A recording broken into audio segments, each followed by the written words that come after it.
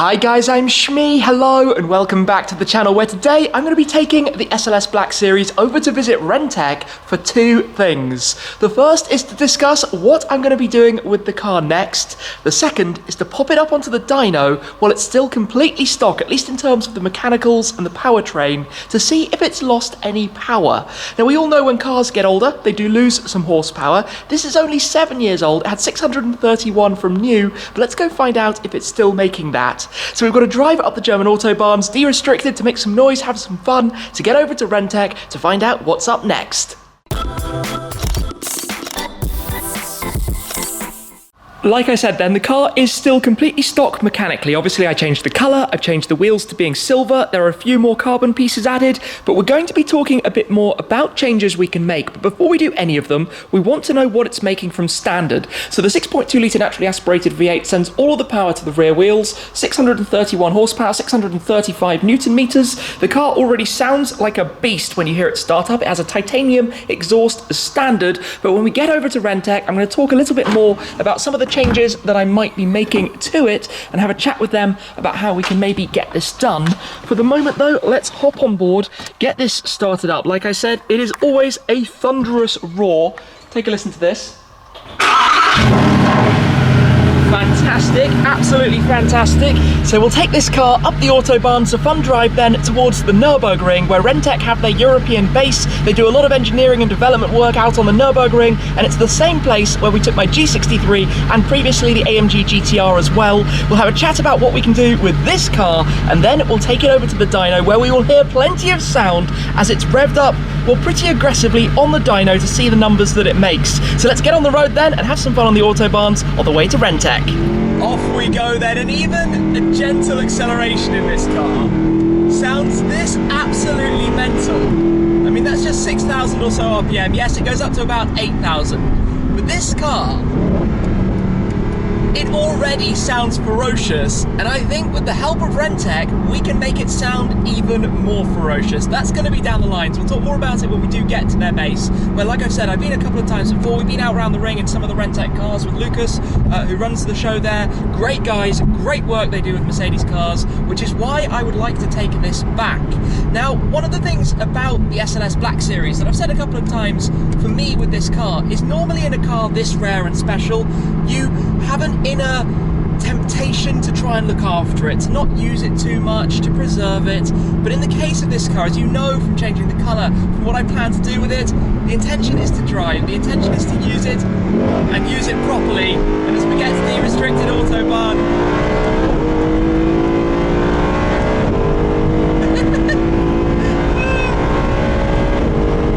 oh, we've got quite a few cars, back off a bit, for 230 Ks. Making so much noise, and yes, I know it's really loud. Listen to this. It's mental, and we're going to be hearing so much more of it from the outside when it's on the dyno. Now, I don't really think it should have lost much power at all in the time, in 7 years. That's not all that much. It's only done about 7,000, 8,000 miles or so, although that number is going to quickly increase from here. Oh, I love this car. But it's still going to be interesting to see a before and after, depending what we do change with it. So that's the main reason I wanted to pop it onto the dyno today. To head up. It's silly. It's just silly, and I love everything about it. We rejoin then from one Autobahn onto the next, which does, I'm afraid to say, look pretty busy. I suspect it's going to be quite a busy afternoon, so we will get the best of the sound out of this when we do get to the dyno. I mean, even just going up and down a few gears. It's mental. Naturally aspirated engines, I almost forgot about them. We've been so wrapped up in a performance bubble over the last few years, which comes out of having turbos, how much more power you can get out of a car simply by having two big turbos on it, for example. But NA engines, the feel of them, the torque, when you put your foot down, the way it just goes, how linear the power delivery is, and how the sound is, particularly the way it instantly drops the gears and revs, and when you wring the neck out of it,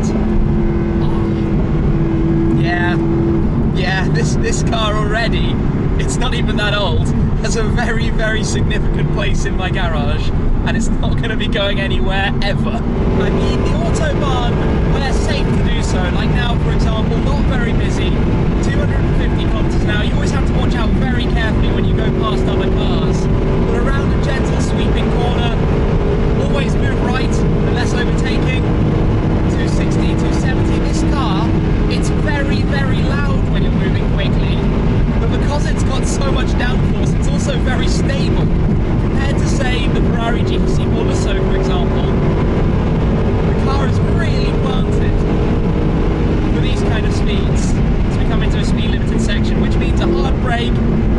lovely downshifts. Oh, it's just insane. As I cruise down here, going past the Nordschleife for the green hell as it happens, these are the roads where I first ever drove an SLS Black Series about 3 years ago during the Nürburgring 24-hour race when Mercedes had all of their older cars out to go and test drive, to shoot some videos with, some content with, and I drove one for the first time. But I never ever thought that one day back then I might be here in my own SLS Black Series. You guys know over the years how much I love this car, and I'm actually feeling a little bit emotional almost having this car here, and I've not even been on the track yet. That is going to be coming very soon, but just, yeah, it's special. Anyway, let's get to Renntec and have a lot more of that. And back again here at Renntec Europe, where as always I'm surrounded by some lovely Mercedes AMGs, made even better thanks to the guys here at Renntec. Well, like I said, that was the startup of the GT63S. I've been out a few times before. In fact, I have filmed with that E63 wagon before, which is a monster itself. The SLS is currently parked next to a very cerulean blue Vespa as well, and in a second I will tell you about some of the upgrades that are going to be coming to this. But before we do, let's come over here where we've got the C63R, R for Renntec, an E63R, and we've got the AMG GT R Pro. Now this car has the R760 package. That means new twin turbos that take power up to 760 horsepower from the standard 585. Now I've not driven my Pro on the ring yet, but there are a number of other improvements to the aero, to the suspension, to the brakes, the GT63 heading on out, a whole host of things that I'd rather gather make this thing an absolute monster to drive out on the ring. In fact, all of these cars are quite subtle monsters, and this, albeit not subtle, is about to become even more of a monster. Let's open up the engine bay very quickly as well to talk about this. So, down here, pull the lever, come on round to the front of the gigantic carbon fibre bonnet, where we have that 6.2 litre NA V8, the source of happiness, I think we can say. Well, while you can't fit turbos, well, I guess you technically could, but that would be a bit crazy. What you can do is replace headers back, including the cats, and that would make it the R1 package that Renntec make. Now that sounded good too. We've got some Porsches over at Manthey over the other side. So R1 fighter jets. That's unusual. Very cool. Very, very, very cool. So, while there are fighter jets in the sky, we're potentially going to make this a fighter jet for the track. The R1 package consists of the headers, the sports cats. No point in changing the exhaust. It's already the titanium exhaust, but of course the ECU as well. Now, I'm not 100% still discussing and thinking about it, but I loved my Renntec GTR. I love this car, and well, I think it could be quite a good avenue to go down. For the time being, we will take this over to the dyno, and then I'll talk a little bit more about it while we're hearing plenty of noise out of the back of this thing. It's just a short little drive around the corner, then following the C63S in front, but beautiful scenery around the Eiffel Mountains, and plenty of that to go with it. So let's get this car inside, up onto the dyno itself, and then let's hear some redline. Now to do this, we have a small process. To be able to strap down the SLS on the dyno, we actually need to take off part of the diffuser so that nothing gets damaged. So it's going to go into the ramp, have that done, then we will head in here, exactly where we dynoed the G63 through various stages using the Renntec handheld tuning module. In this case, we're going to get a totally stock reading to give us a basis for what we're going to be doing ahead. And out of curiosity, let's see what this is making now. While this is up in the air then, let me show you what we've got under here. So of course, these are the primary cats. We've got a secondary cat as well just behind that. We're going to be looking to replace the headers up in here with a new system coming towards the back, which is obviously quite interesting to be able to see exactly what's going on underneath, because you don't often get those kind of views of the car while it's up there with the gullwing door right up in the air. Now that the rear panels are off, check this out. The full titanium exhaust, completely blued, because of course it has had some proper running, including the Autobahn stretches, and that's looking very cool. And this, by the way, is the handbrake system. Out comes the SLS then, and we will get it straight into the dyno where it will need to be strapped on down. We'll get the final numbers at the end as well on the displays. This thing's such a beast. I really love it. I actually love watching it being driven as well. Oh, good times, good times. It is time then to get it onto the dyno where we will get it strapped down and then hear some numbers. And it's been through some very noisy tests. Listen to that. It's going to get even better as well, by the way. The noise when all is done is going to be something else. It is time then. The car is all strapped down as it needs to be. It's put into its dyno mode. It has a specific setting so that you can run it like this.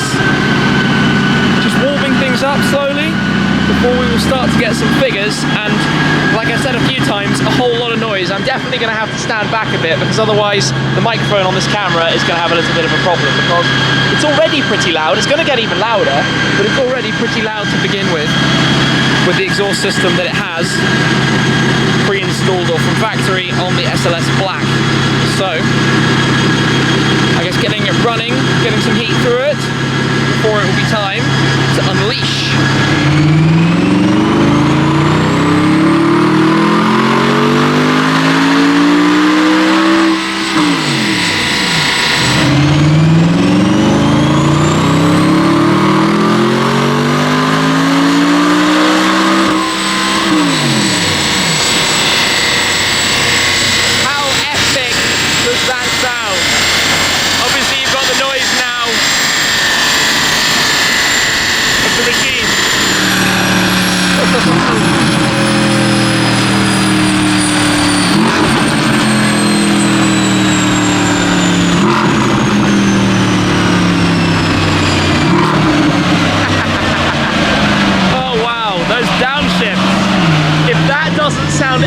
I don't know what does. Those downshifts just make that massive loud crackle. Proper V8 sound. Listen to this.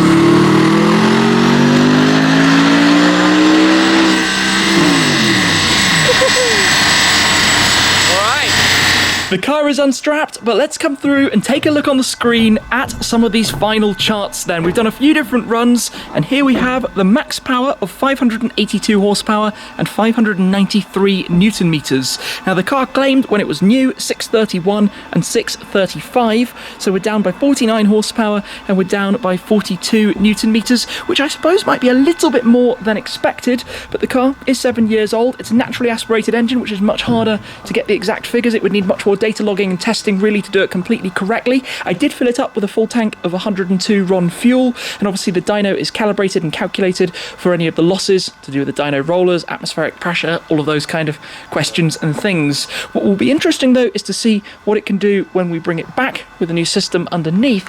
But is that number more or less than you'd have expected? I'm not quite sure what I thought it would have actually been. I probably should have taken a guess at it earlier, but 582 is the number, which is a lot back. Remember, it's a 7-year-old car, 2013. That's quite a lot of power, and well, it sounded amazing when it was on the dyno. So I guess it will be time in a second then to pull it on out. Back into life. I'm actually really intrigued to hear how it's going to sound in the future too. And I'm talking very, I guess, presumptuously, as if we are certainly going to be doing this. I think I'm probably going to be doing this because I've got the Renntec bug and I love this car, but we'll have to see. Mystic Blue out into the sunshine. Yes, it's not clean driving. It did rain a little bit actually off camera on the way up, and many bugs on the front. This thing, it's such a cool car. It's such a good looking car. I absolutely love it. I mean, it's iconic, the SLS. And then the Black Series is just the ultimate. So of course, the plan now is to put it back on the ramp so that we can put the pieces back on that had to be removed earlier, and then yeah, I guess that will be the last stages of today. So we'll pull the car back out now that it's got its pieces back installed, and take the car back around over to Renntec. We're back over then. The car has done its duties today, performed admirably, awesome on the Autobahn. Great to see it and hear it on the dyno as well, even if the numbers were slightly lower than I think, with a bit more hindsight, than we probably earlier anticipated. But this is where the fun can begin. A return back out here to Renntec Europe, hopefully in the not too distant future. What do you think? Should we do it? The R1 package? Go full on, make this even more of a beast. In any case, thank you very much for watching. As always, guys, I appreciate your support an awful lot. But that's it for this time, and I'll see you again very soon. Cheers!